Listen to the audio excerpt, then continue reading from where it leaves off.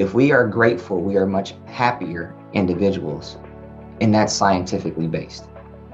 If we're happier in what we do, we bring the best version of ourselves to our work every day, and we perform at a higher level. And we don't necessarily have to wait for a new initiative or a new staff member or a meeting for that to happen. We can't control that by just showing more gratitude throughout our days.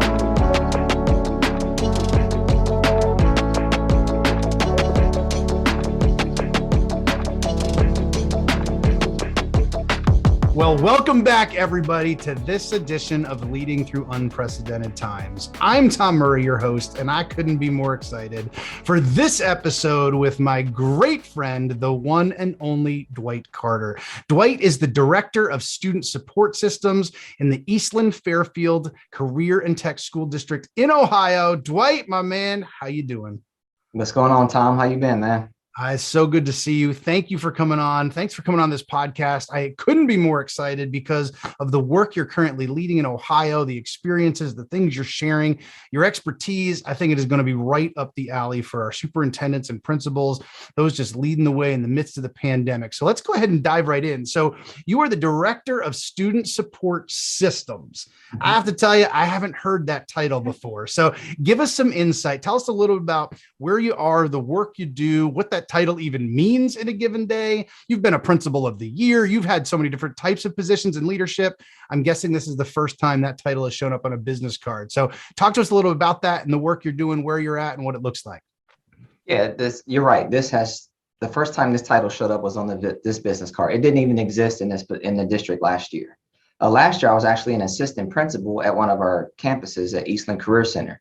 And so if I back up, you said I've been a principal. Yeah, I was a building principal at 2 comprehensive high schools, large middle school, middle class, upper middle class districts. Very successful schools, had a great team of people, great experiences with the students. And then I took a year off. I felt like I wanted to do something different. I wanted to just create a bigger platform and do things differently. So I was doing some coaching and some speaking and thought, man, this is what I'm going to do for the rest of my career. Had to figure out how that was going to look at home. So things just wasn't working out with my daughter's schedule and then me being gone and home and just inconsistency. So I jumped back into public education. That's where I went back and jumped into career tech ed. So I did that for 2 years as an assistant principal, which was humbling, but it allowed me to lead up, which is one of my strengths. So I was able to do that. Then this position opened up out of basically a need in the district. We had a new superintendent come in. She recognized that we had a number of gaps, and we started asking a lot of questions about do we have a system that keeps kids accountable to the things that they want to do? Do we have a system for approaching PBIS? Do we have a system for do we have a true multi-tiered support system set up for kids? Do we have a very significant and relevant diversity, equity, and inclusion system in place? The answer was we had pockets and pieces. We have pockets of excellence, but we didn't have a system. So she talked to me about it and said, hey, are you interested in this role? You're already leading the DEI work. You're leading the PBIS work. Do you want to look at this in terms of how it looks in the district? So I applied for the position. Thankfully, I got the position. So what that entails is my role is to help our district remove any barrier that students may face that leads to their progress and achievement. If it's a barrier, we have to look at what system do we have in place that's creating the barrier, or what systems do we have in place that are preventing those barriers from taking place.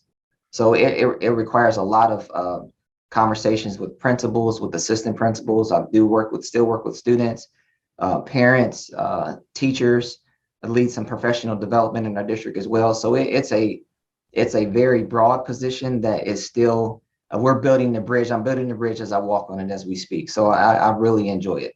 Yeah, and I think every listener just their ears perked up when they said, like, my job is to remove the barriers from students because Yeah, that's what they're trying to do in a given day. absolutely. Your Yeah. job is structured around that, which I love. I want to dive into the career and tech side for a little bit. Yeah. You know, it's really interesting to see what's happened at a national level throughout our nation. I think, and I'm probably overgeneralizing here, but really under No Child Left Behind in some of those pieces, it was almost looked at as, well, if you can't hang in this 4-year college box over here, you should just probably just go to just the tech school. And Yeah. some funding dwindled. And it was almost in some cases like looked down upon. Yeah. I'll tell you, in Personal and Authentic, I wrote how career and tech ed has been some of the most personal and authentic learning opportunities and learning experiences where kids are graduating with certificates and skills. And by the way, no student debt at times and going to do all these amazing things. And now we fast forward to today, and this is one of the hottest topics out there. You have high schools that are trying to implement some pathways and provide opportunities. You have places like yours that this is what we do and this is what we look like.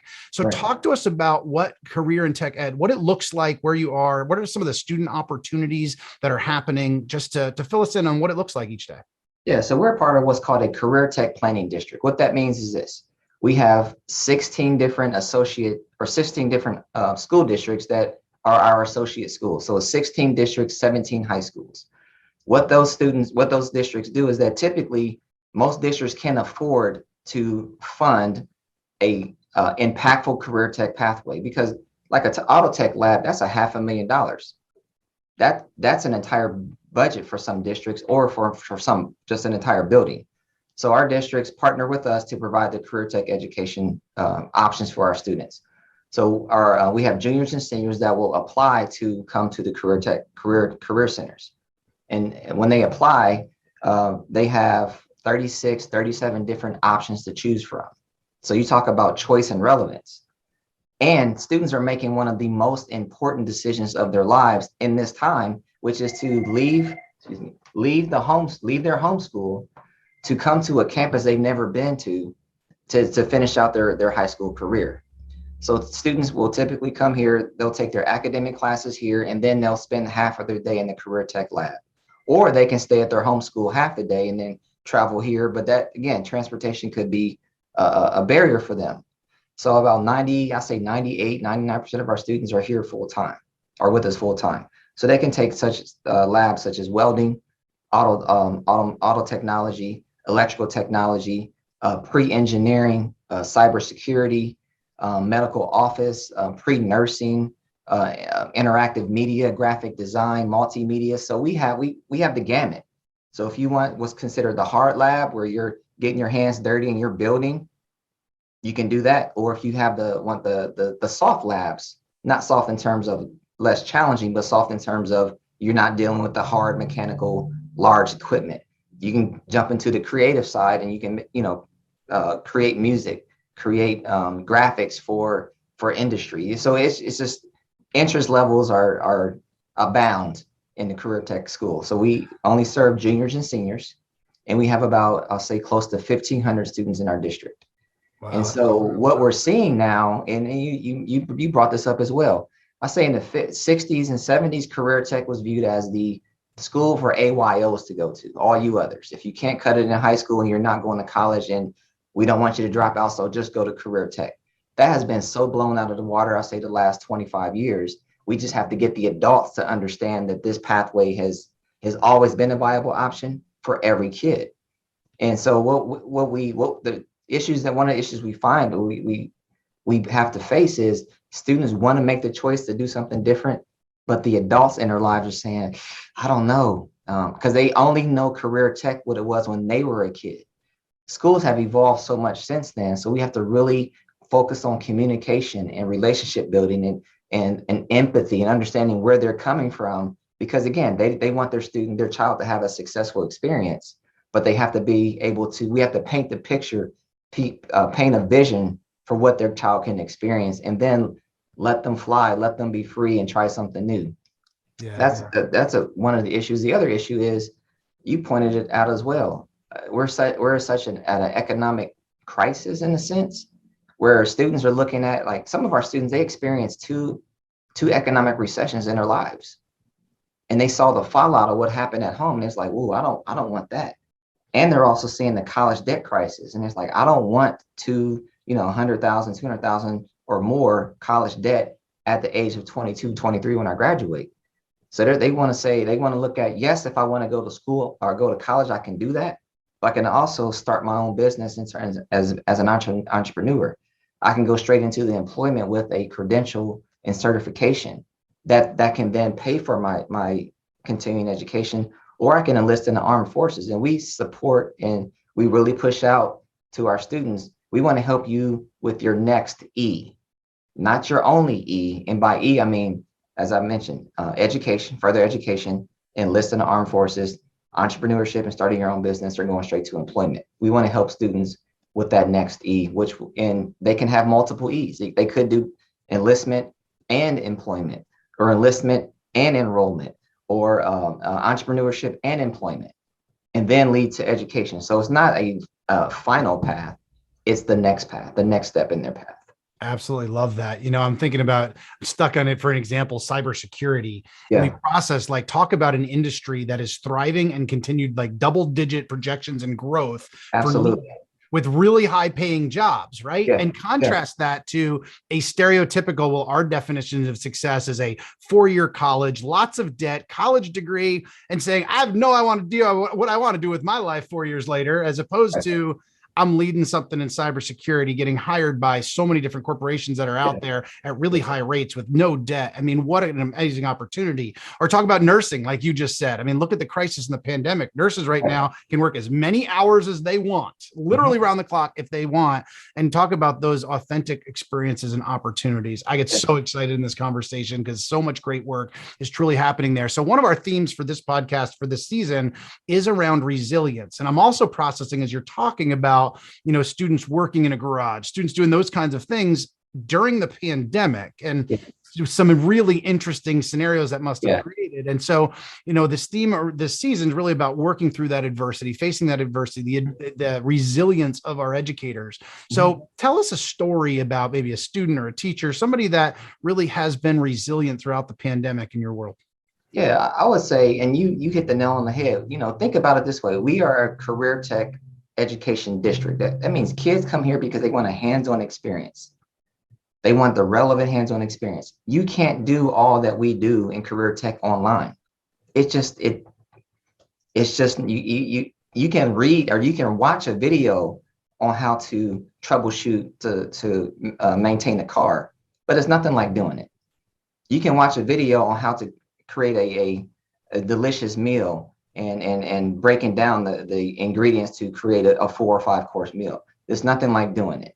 So our entire district, our entire teaching staff persevered because we had to come up with a unique schedule to get the kids back on campus as soon as we were allowed. So year 2020 or 2020, kids went home, and everybody, I think, in the country just kind of put things together to try to create some type of learning experience for kids to finish off. Again, because we were thinking we're going to be back in a few weeks, and then we'll be back, back to normal in August. When August hit, we were back to online learning, and we was like, wait, we have to get our kids back in. That's why they came here. So we worked diligently as a team, got a lot of input from our students, input from our staff, input from parents, and say, okay, what schedule can we create to get the students back on campus and keep everybody safe? So we had to create a number of hybrid schedules. I think we changed the schedule 5 or 6 times based on feedback to try to get the kids and to get to the relevant online or relevant hands-on experiences, and still allow for that academic online support and provide academics in a different manner. So, I mean, our teachers tried different things. They use hover cameras, and they were making significant changes in learning everything about the learning management system. We use Canvas. So they're posting assignments on Canvas. They're creating videos and modules. And so every single week they were trying something new. They collaborated to say, hey, try this. This works for me. Try it in the different classes. And then we created almost a system, a library for teachers to go to figure out how to do certain things. So I would say I'm proud of the work that our teachers did. And some, we have some COVID keeps, meaning they kept some of those things that worked. Other things they said, that didn't work for me. I don't want to do that anymore. I also want to highlight our our cafeteria staff. Like immediately their thought was, we have students who they come to school, they need food because they're not getting food at home. So they came up with a system where we package food up for the entire family for multiple weeks and created a pickup system. And there was no shame. People signed up and says, hey, I'll be in, I'll come by. And we all just kind of gathered safely and provided some pickup opportunities for families to receive some food. And because our cafeteria workers thought like we have to respond to this. So they were very resilient, very empathetic, and they wanted to solve a problem, not just admire the problem. Absolutely. And I think about the front lines of the pandemic and who it Yeah, really was. And it was our cafeteria workers and our nurses and our yeah, custodians and those yeah, folks. So on behalf of Future Ready, a shout out to all of those folks as well. So I want to ask you something. One of the pieces of work that you've done that I really respect is your book on leading schools in disruptive times. And maybe you were just ahead of the curve on what disruptive times were going to look like there, or at least in that pre-pandemic, right? But one of the things I know you're passionate about is really managing transformation. But now we also are thinking and really looking towards like post-pandemic. And you yeah, started to allude to some of those things that we're going to COVID keep. I love that. Or we're going to trash, or we're going to tweak, and what that yeah. looks like. So talk to us about leaders and how they can really manage that transformation, even moving post-pandemic. Yeah, so Mark White, great friend of mine, mentor, and co-authored, he came up with the concept of leading schools in disruptive times. And in that book, we talk about what's the difference between a disruption and a disruptive event. And it's important to understand those two things. A disruption is a gradual shift in how schools operate. So for example, school safety, it's been a gradual shift. Over the years, students are now learning Alice techniques, which is duck and cover, but also fight. When we were growing up, it was safety. You get in the corner, you turn off the lights and pretend you're not there. And so we had to evolve to to keep students more safe over time. Now we have a huge emphasis on mental health and wellness as a safety measure because of disruptive events that have happened. A disruptive event is something sudden that changes how schools function and operate. The pandemic has been both. And through that, we provide a framework called CAT, which is cope, adjust, and transform. So when a disruptive event happens, you cope with it, meaning you sort of take inventory and find out, okay, how do we stop things from occurring? How do we communicate? What do we need to communicate? Who we need to communicate it to? How do we get everything back in order? That usually takes the first 24 to 48 hours, excuse me.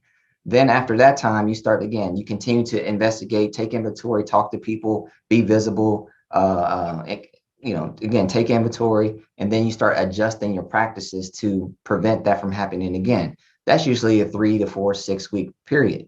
Then after that, you continue to talk to people, you evaluate, then you get into the transformation stage of how do we transform our philosophy to be able to respond to that disruptive event because it's now a disruption. The pandemic stretched that out to 2-3 years.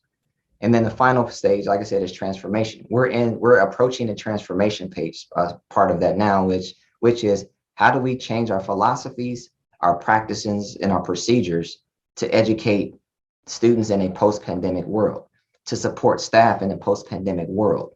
So, we talk about some tips to help manage that transformation. First thing is find out and identify and focus on what can we actually control. And there's only two things: our attitude and our actions. That's it. We can influence other people's behavior, but we can't control it. So as leaders, second thing is, how do you care for yourself? If you're not caring for yourself, there's no way you're going to be able to care for other people in a way that they need. And right now, our staff, our students need to be cared for in a number of, not just mentally and physically, but emotionally cared for because the work is just that much more challenging. The third thing is collaborate, get as many people around the table as possible, get as many voices around the table as possible, include diverse voices around the table. And that just doesn't mean identity diversity, but also the cognitive diversity that exists in every staff. Communicate effectively. And then the last part is help people understand how they can contribute to the positive things they want to see happening in schools. You do those 5 things, you're going to manage the transformation process from here on out.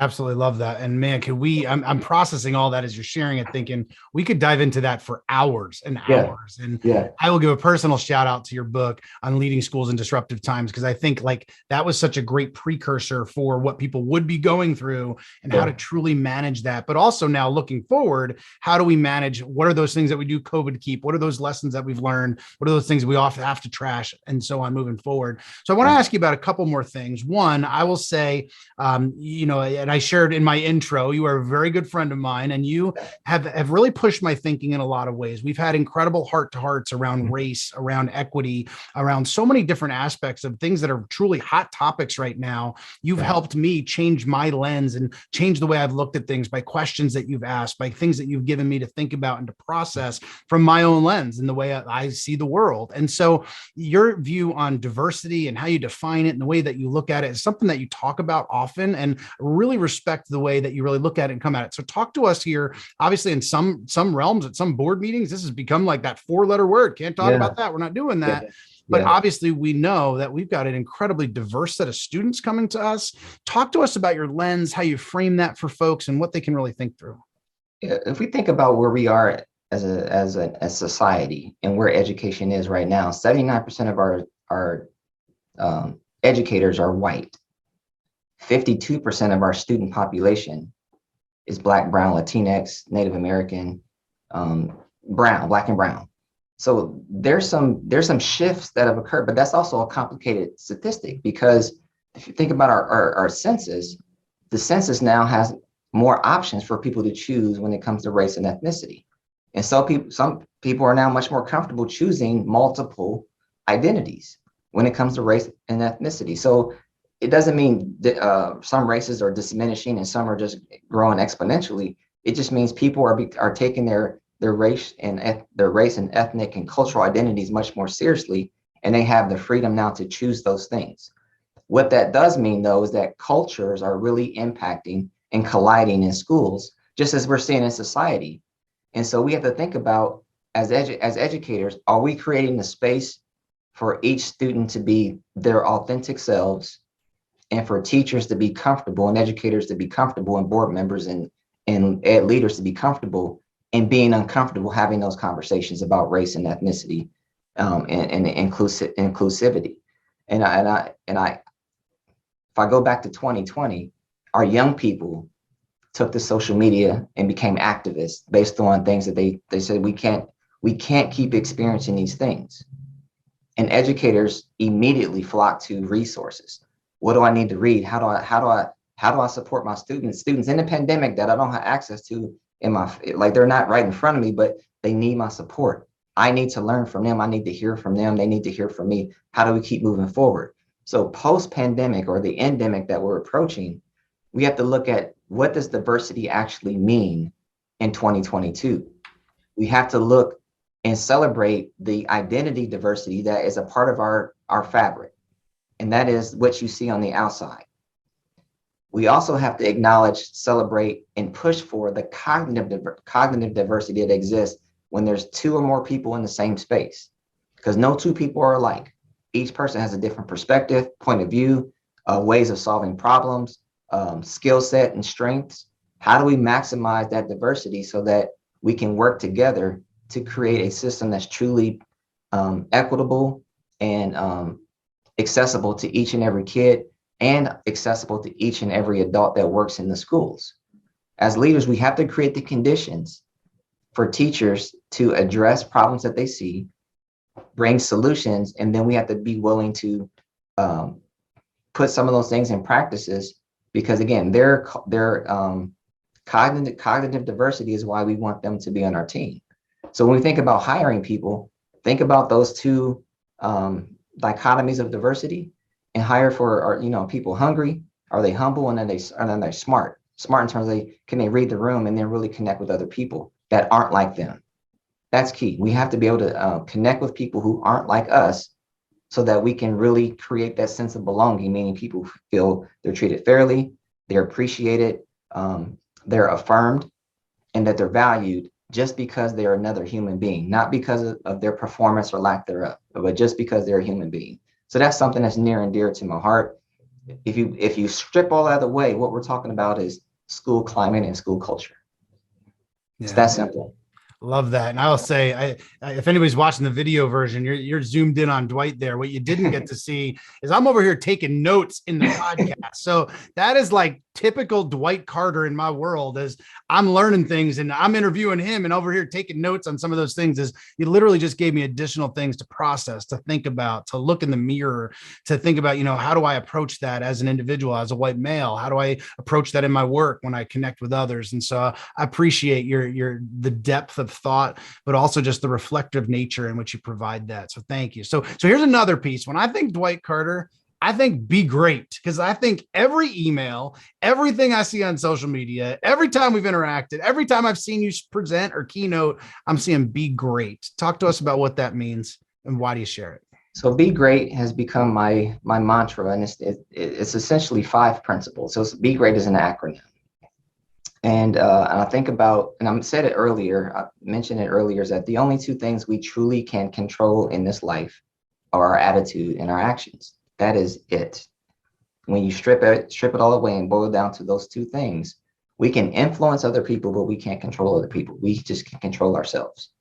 And so through lots of reflection, learning opportunities, and through failure and experiences, and just reading and studying, I figured out there are 5 principles that I use to guide my life. Now, not perfectly, but there's still aspirational things that I strive for. So the G in great stands for be grateful.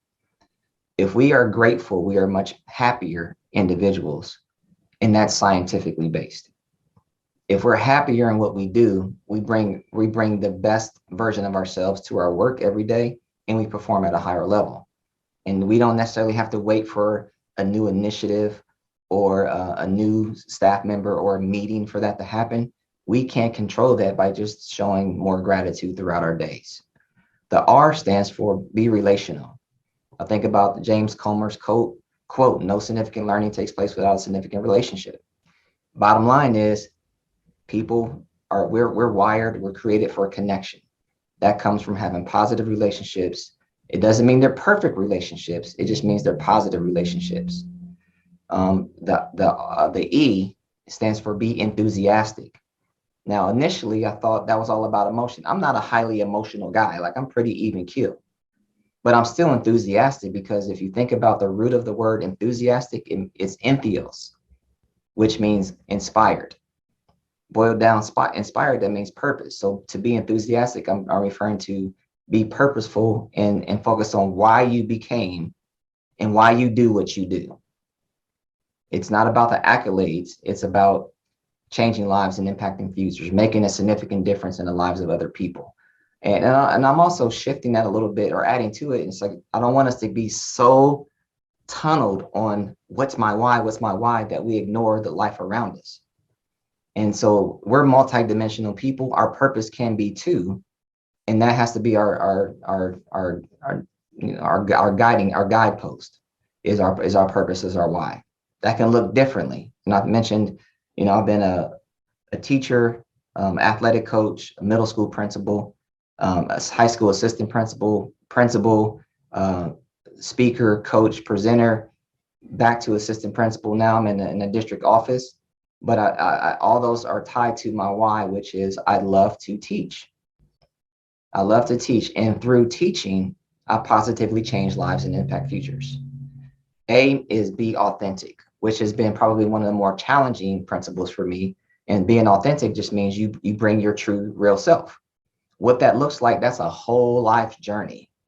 I don't think anybody truly knows who they are at a certain age. It comes through experience, reflection, interactions, relationships, and so forth and so on. And the final part of Be Great is T, which is be teachable. If we've learned nothing else the last 2 years, we have to be able to be willing to adapt to changes, be flexible, and learn new skill. We all had to learn new skill to respond to this pandemic. And those who struggled to learn new skill really, really struggled through the pandemic, and had a strong desire to go back to the way things were. Just the unwillingness to be teachable and learn new things. So those 5 principles have been guiding guideposts in my life, and I share those often with multiple people.